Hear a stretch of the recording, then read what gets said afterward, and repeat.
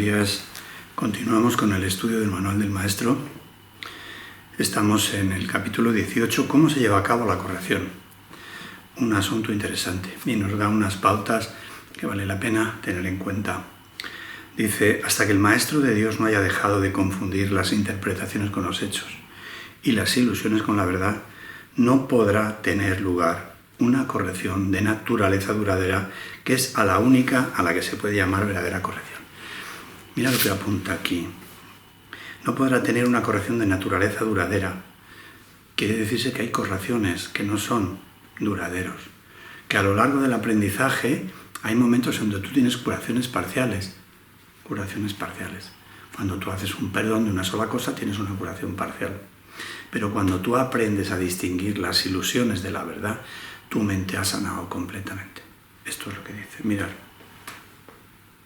Hasta que el Maestro de Dios no haya dejado de confundir las interpretaciones con los hechos y las ilusiones con la verdad. Las interpretaciones con los hechos. El único hecho que hay aquí es tú eres el Hijo de Dios.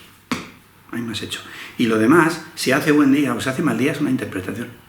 Todo lo demás es una interpretación. Si eres alto, si eres bajo, si eres calvo, si eres gordo, si eres flaco, todo es una interpretación. La única verdad, el único hecho es que tú eres el Hijo de Dios.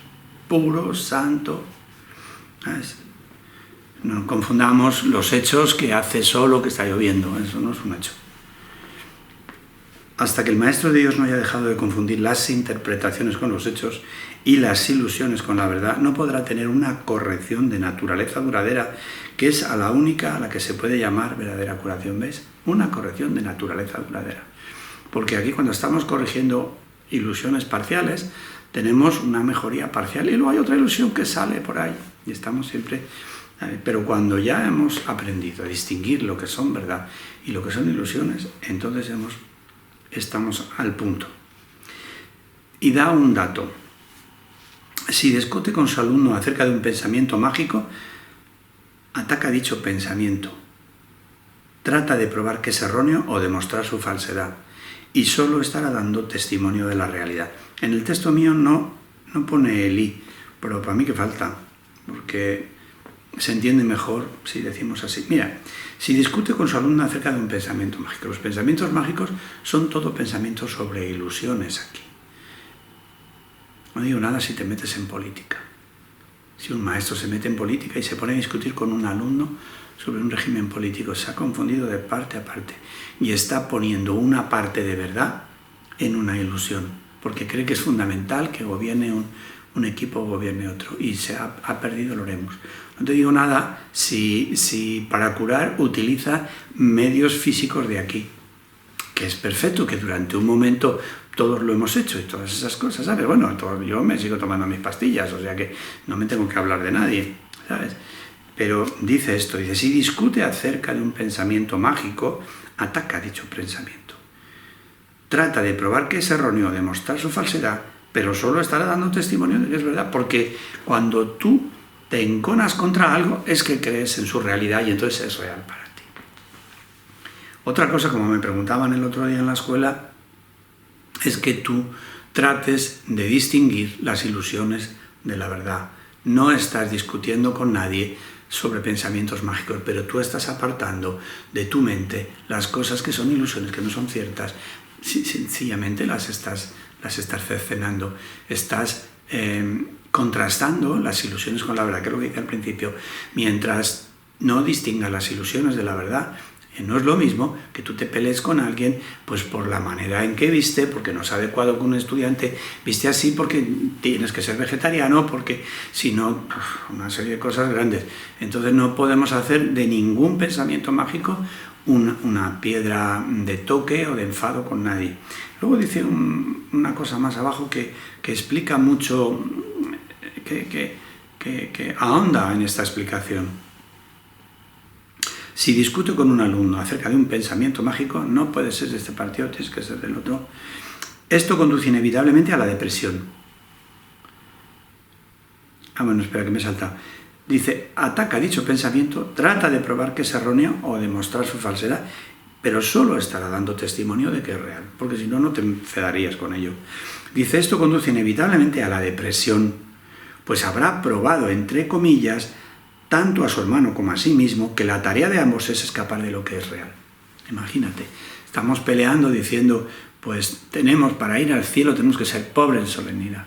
Estamos haciendo de un pensamiento mágico una realidad. Y entonces estamos tratando de escapar de algo que creemos que es real. Por ejemplo, de la abundancia, si quieres ser pobre para ir al cielo. Y estamos haciendo de la abundancia una verdad como un paso fundamental para ir al cielo. De la abundancia, de la pobreza. Estamos haciendo de la pobreza un talismán para ir al cielo. Y eso te da, dice, y eso es de todo punto imposible.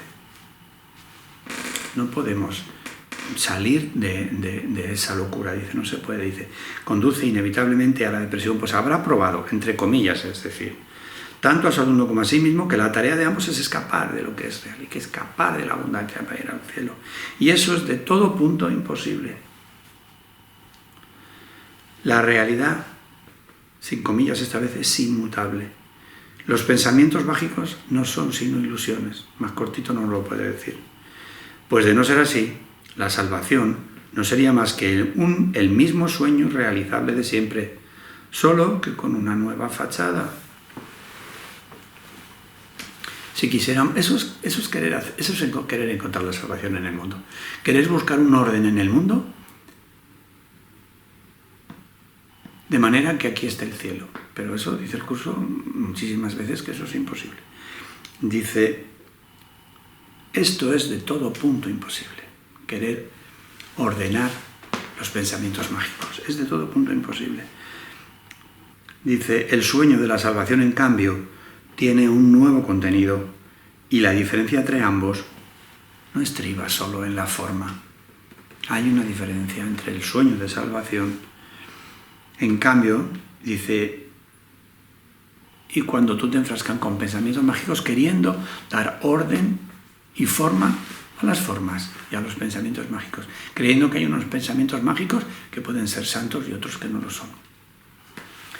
El primer párrafo, pues, viene diciendo que hasta que no hayamos distinguido las ilusiones de la verdad y dejemos de discutir por las formas de este mundo, las puertas para el Maestro de Dios, para la corrección del Maestro de Dios, las tiene cerradas.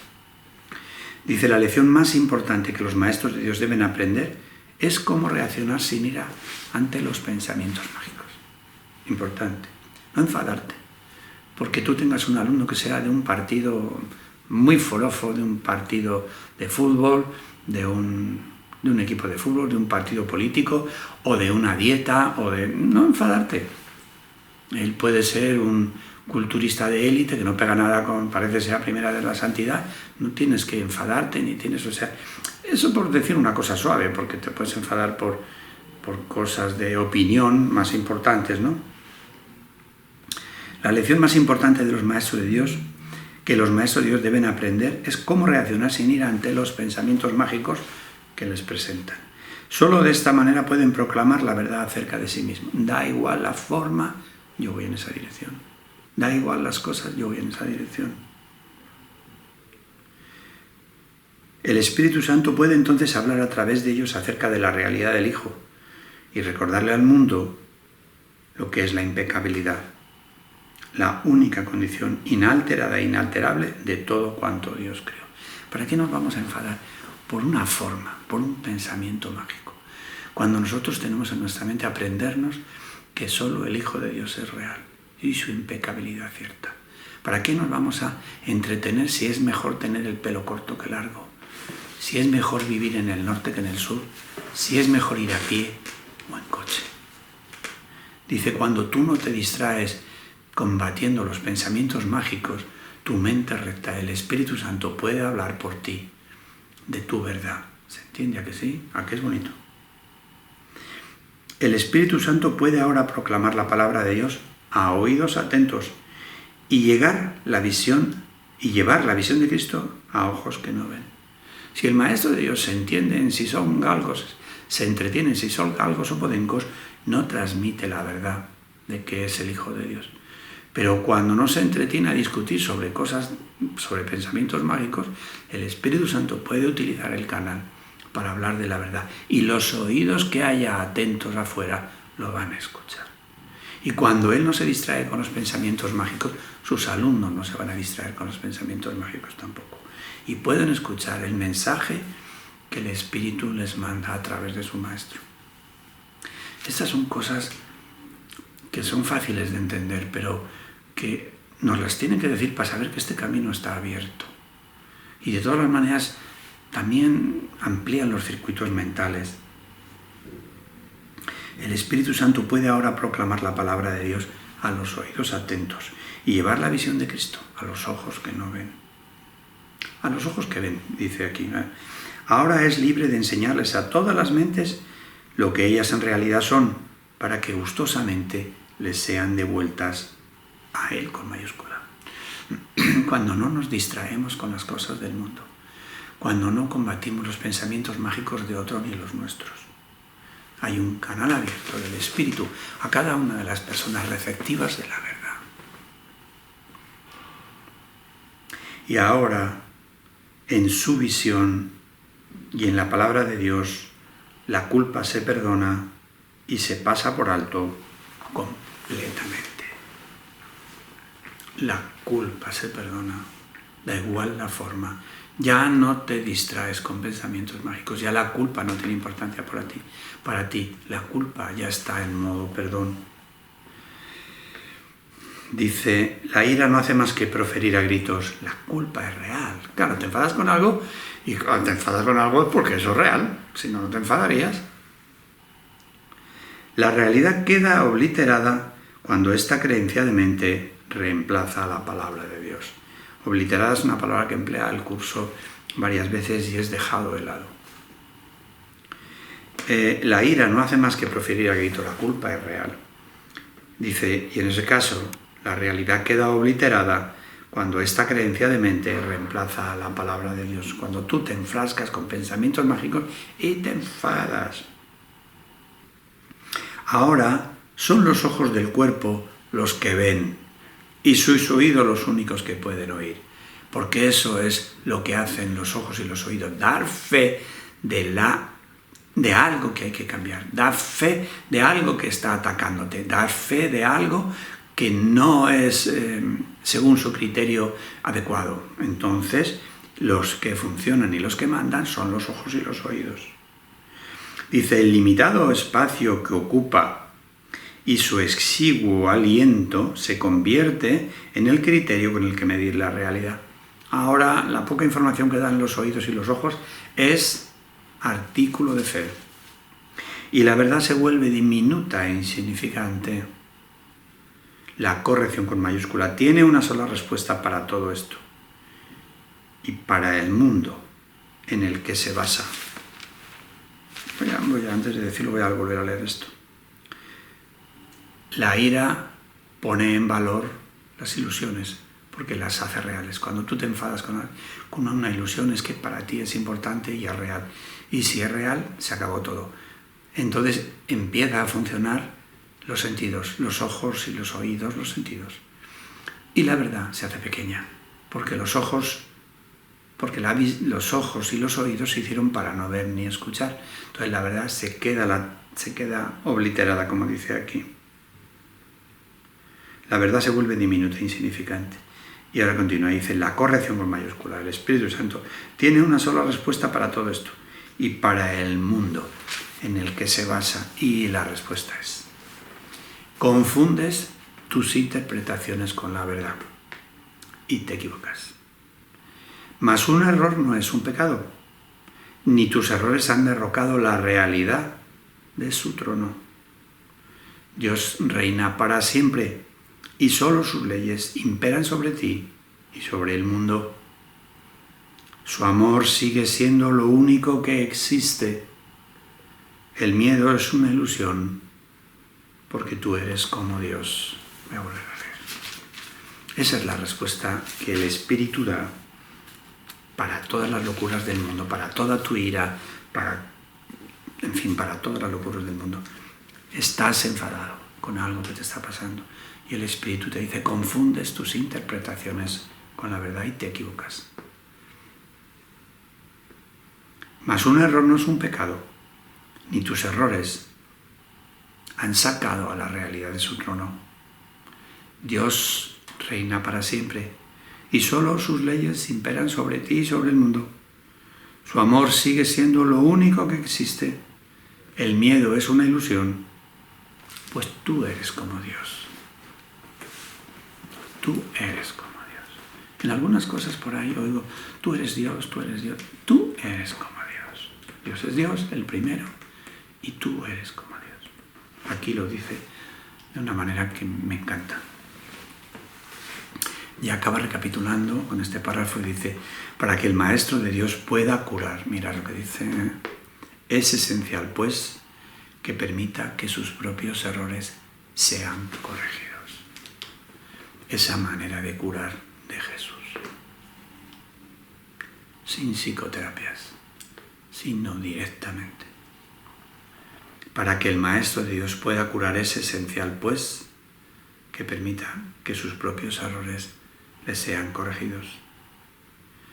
Si siente la más leve irritación al responder a otro, que se dé cuenta de inmediato que ha hecho una falsa interpretación. Que se dirija entonces a su eterno guía interno y que deje que sea él quien juzgue cuál debe ser su respuesta. De este modo, el Maestro de Dios se cura y en su curación el alumno se cura con él. Vamos a parar aquí.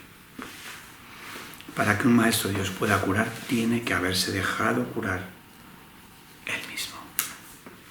Tiene que haber permitido que el Espíritu Santo entre completamente en su mente, la colonice y desplace de ella todos los errores con los que ha convivido. Tiene que dejarse corregir. Y explica, para ver cómo está tú. Si a veces sientes la más leve desazón al responder a un hermano, que se dé cuenta que está en interpretaciones, que se vuelva dentro de sí y que le digas a un maestro, ¿cómo tengo que responder a este hermano? De esa manera, él se corregirá y se corregirán sus alumnos. Mira cómo dice, que dice una cosa importante y la dice así como si no dijera nada. En cuanto que tienes una punzada de rabia, cuando estás en comunicación con un hermano, venirte adentro y decirte, estás interpretando algo que ves en el cuerpo de ese hombre, algo que ves en su cara, algo que ves en sus palabras, estás interpretándote y alejándote de la verdad. Bueno, estás viendo al Hijo de Dios. Venirte adentro y decirle al Espíritu, ¿cómo tengo que responder a este hermano? Que se dirija entonces a su eterno guía interno y que deje que él sea quien juzgue cuál debe ser su respuesta. De este modo el Maestro Dios se cura y en su curación el alumno se cura con él. Ayer una estudiante en el curso estaba hablando de los Maestros de Dios y yo comprendo que abruma esto de que uno se llame Maestro de Dios. Y antes de llamarte Maestro de Dios te abruma que otros lo digan y te abruma pensar que tú vas a ser un Maestro de Dios. Y ella me decía, pero es que un Maestro de Dios, es que es mucha la responsabilidad que toman. Yo la dejé hablar, estaba muerta de la risa. Y el Maestro de Dios solo tiene una responsabilidad, que lo dice aquí por enésima vez. Porque ella decía, claro, tiene que hablar en nombre del Espíritu. No, en nombre del Espíritu no hablamos. El Espíritu habla dentro del Maestro de Dios, pero no, nosotros no hablamos en nombre del Espíritu. El Espíritu habla a través nuestro. Pero entonces no hay ninguna responsabilidad. La única responsabilidad del Maestro de Dios, y esto lo digo para la gente que se quiera lanzar a esto, es ponerte a la disposición del Espíritu para que hable con tu boca, para que te diga las palabras que tienes que decir, pero para que... Esto desde fuera nadie se lo cree, pero que es la verdad. Entonces, abrumarte por ser Maestro de Dios, no. Maestro de Dios, tú te pones a la disposición y el Espíritu que se busca la vida. Y tú calladito, tranquilo, procurando no meter la pata, procurando no ser tú el que hables, sino acostumbrarte a que hable el Espíritu por ti y venirte un poquito adentro antes de empezar a charlar y decir al Espíritu, esto es para ti, este es tu tiempo, y yo soy para ti. Pero cargarte con responsabilidad para tú ser el delegado del Espíritu Santo, que tú digas, no, el Espíritu Santo va a hablar por ti. Tú vas a permitir que eso sea, tú vas a decir que sí. Con que lo digas una vez en la vida está dicho. Te lo puedes repasar. Pero eso está dicho una vez, el Espíritu te toma la palabra. Pero tu responsabilidad, esa no te la quita nadie, y la responsabilidad del Maestro de Dios es, la única responsabilidad del Maestro de Dios es aceptar la expiación para sí mismo. Aceptar la expiación. Aceptar que se te libere de la culpa. Aceptar la expiación es aceptar que se te libere de la culpa. Que se te libere de todas las consecuencias. Que se te libere, tú no te vas a liberar solo, que se te libere. Dice, la expiación es sencillamente la corrección o anulación de tus errores, de lo que tú pensaste que era cierto y no era cierto. Que tú pensaste que habías faltado a Dios y que Dios te tiene manía, que te libere la expiación de eso. Cuando se haya alcanzado, mira esto, para acabar tiene un final. Dice, cuando se haya alcanzado la expiación, cuando el Maestro haya alcanzado la expiación, se habrá convertido por definición en un obrador de milagros. Todos nosotros, hasta que no hayamos aceptado la expiación para nosotros, no somos aprendices de obradores de milagros. Solo cuando aceptemos la expiación nos habremos convertido en obrador de milagros. Creo que le pasó a Jesús. Sus pecados le habrán sido perdonados y Él no se condenará a sí mismo. Lo que Él cree que son sus pecados, porque Él nunca tuvo pecados, lo que Él creyó que eran sus pecados, vio que estaban perdonados y lo vio dentro de sí, de manera que no se va a volver a condenar. El susto que tenía antes por cosas que creía que había hecho, se le fue. Dicen, ¿cómo podría entonces condenar a otros si no tiene culpa que proyectar? Como no tiene culpa que proyectar, tiene que ver santidad en todos los demás, porque su culpa se ha anulado. ¿Y habría alguien al que su perdón no pudiera curar? En cuanto que tú recibes tu perdón, todos se curan, porque no tienes para proyectar. Y cuando tú aceptas la expiación para ti mismo, vas a empezar a ver la santidad, la santidad, la santidad.